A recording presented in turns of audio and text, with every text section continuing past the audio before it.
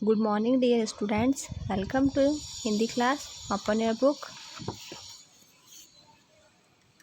Chapter number 11. विराम चिन्ह. Okay, विराम चिन्ह को बोलते हैं हम पंचुएशन मार्क्स. आपके पंचुएशन मार्क्स जो इंग्लिश ग्रामर में भी होगा तो उसको हम बोलते हैं हिंदी में विराम चिन्ह. ओके, विराम चिन्ह क्या होते हैं तो आज हम उसके बारे में पढ़ेंगे कि विराम चिन्ह क्या होते हैं. विराम का अर्थ होता है रुकना. विराम का मतलब होता है रुकना. आपने ध्यान दिया होगा कि आपस में बातचीत करते समय हम बीच बीच में कई बार रुक जाते हैं ना. कभी कभार क्या होता है, हम आपस में बात कर रहे होते हैं तो क्या होता है उसमें हम रुक जाते हैं. तो इस रुकने को ही हम क्या कहते हैं, विराम कहते हैं. क्या बोलते हैं, विराम यानी रुकना.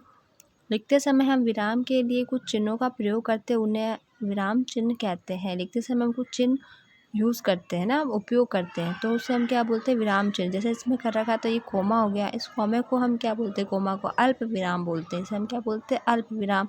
फिर हम बोलते हैं जैसे ये सीधा है तो इसे हम क्या बोलेंगे, तो उसके बारे में हम पढ़ेंगे. खड़ी पाई को हम क्या बोलते हैं, वही.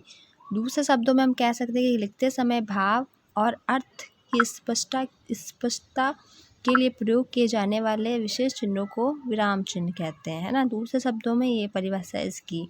ठीक है, तो आपको इसकी परिभाषा याद होनी चाहिए और नोटबुक में आपको नोट डाउन करनी है और साथ में उसको लर्न भी करनी है. विद्यालय के वार्षिक उत्सव की विभिन्न प्रतियोगिता में भाग लेने के लिए विद्यार्थियों का चयन हो रहा था.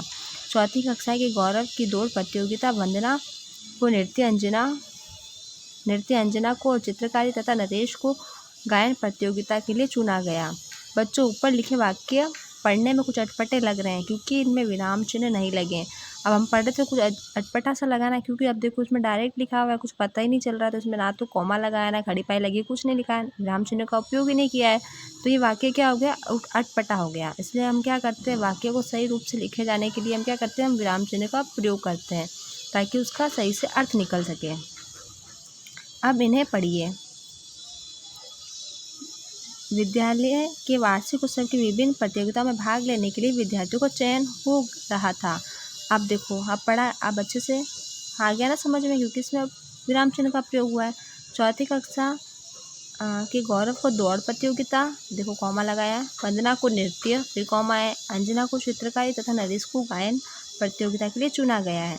अब आपको ये वाक्य समझ में आ गया क्योंकि इसमें किसका प्रयोग हुआ है, विराम चिन्ह का. तो हमें ये वाक्य आसानी से समझ आ रहा है.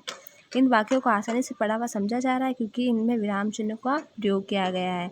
समझ में आया ना. देखो, विराम चिन्ह का प्रयोग हम क्यों करते ताकि हम वाक्यों को आसानी से पढ़ सके, समझ सके. ओके, नेक्स्ट पेपर आप टर्न करो. नेक्स्ट लाइन देखो, विराम चिन्ह कई प्रकार के होते हैं परंतु अभी केवल हम 4 विराम चिन्हों के बारे में पढ़ेंगे. विराम चिन्ह ना बहुत सारे होते हैं लेकिन आपकी बुक में अभी सिर्फ 4 ही दे रखे हैं, तो आज हम उसके बारे में पढ़ेंगे. ये कौन कौन से. फर्स्ट स्टेप है पूर्ण विराम, जिसे हम लास्ट में लगाते हैं पूर्ण विराम. तो पूर्ण विराम क्या है, वाक्य पूर्ण होने पर पूर्ण विराम लगाया जाता है. जब वाक्य पूरा खत्म हो जाता है तो उस लास्ट में जो लगाए रखिए ना खड़ी पाई, उसे हम बोलते हैं पूर्ण विराम. क्या बोलते हैं, पूर्ण विराम. यानी वाक्य पूर्ण होने पर पूर्ण विराम लगाया जाता है. जैसे पिक्चर्स देखो, ये वाली मोहन चित्र खा रहा है तो लास्ट में क्या लगाया है, ये खड़ी डंडी लगाई है तो उसे हम बोलते हैं पूर्ण विराम. बच्चे घूम रहे हैं, इसमें भी पूर्ण विराम लगा रखा है. तो वाक्य के अंत में लगने वाला जो चिन्ह होता है उसे हम बोलते हैं पूर्ण विराम. ओके. अल्प विराम क्या होता है, जिसे हम कॉमा बोलते हैं, है ना. तो कॉमा, तो अल्प विराम बोला जाता है उसे हिंदी में. वाक्य के बीच में जहाँ हम अर्थ स्पष्ट करने के लिए थोड़ा रुकते हैं वहाँ अल्प विराम लगाया जाता है. वाक्य के बीच में जहाँ हम अर्थ स्पष्ट करने के लिए थोड़ा रुकते हैं, जैसे इसमें लगा रखा है, वहाँ क्या होता है, अल्प विराम लगाया जाता है. जैसे रेनू, चारू और शालू कार से स्कूल जा रही है. रेनू और चारू के बीच का लगा रखा है अल्प विराम. उसे बोल के थोड़ा रुके, फिर वो वाक्य हमने स्टार्ट किया तो वो हो गया अल्प विराम.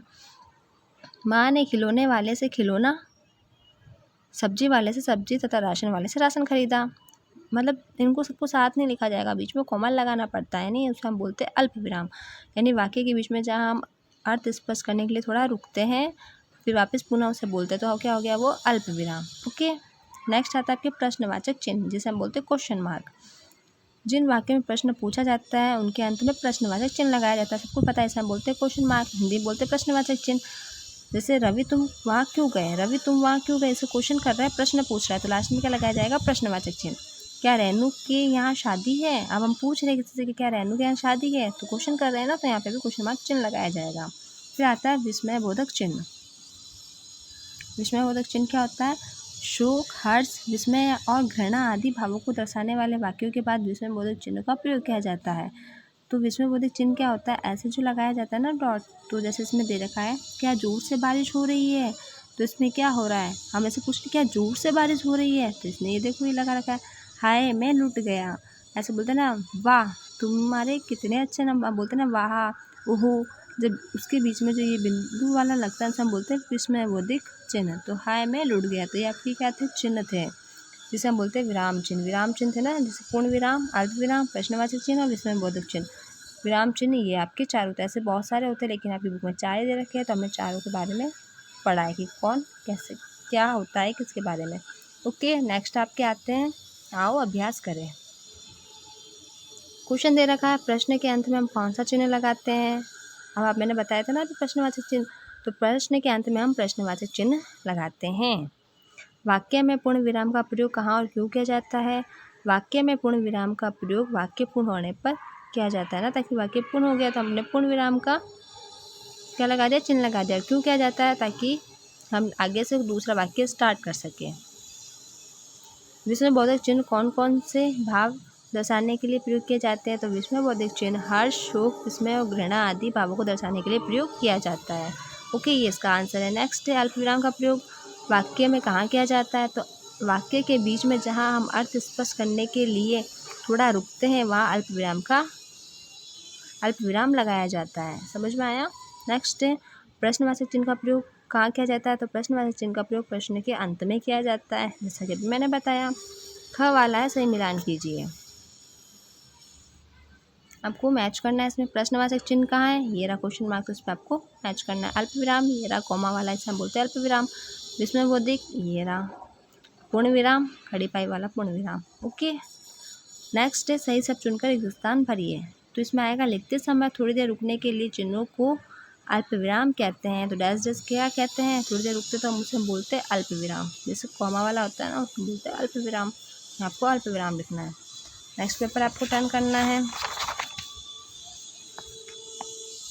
सेकंड है प्रश्न पूछने पर चिन्ह का प्रयोग किया जाता है। तो प्रश्नवाचक क्या आएगा ना, क्योंकि प्रश्नवाचक चिन्ह ही प्रयोग किया जाता है।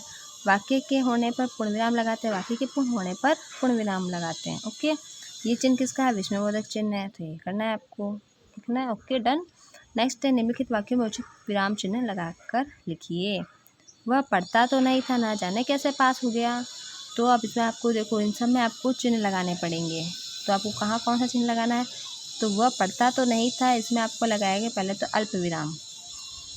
अल्पविराम लगा लिया, फिर ना जाने कैसे पास हो गया, आपको ये वाला चिन्ह लगाना है, पूर्ण विराम। ओके, वाह तुम्हारी सफलता के प्रशंसनीय है ना, तुम्हारी सफलता तो प्रशंसनीय है, तो वाह जैसे मैंने बताया तो उसमें आएगा विस्मयबोधक चिन्ह लगाना है आपको। ऐसी कैसी लाइन सेम लिखनी है आपको नीचे, फिर उसमें चिन्ह का प्रयोग करना है। तो एक वहाँ विस्मयबोधक चिन्ह, तुम्हारी सफलता तो प्रशंसनीय है, वापस पूर्ण विराम।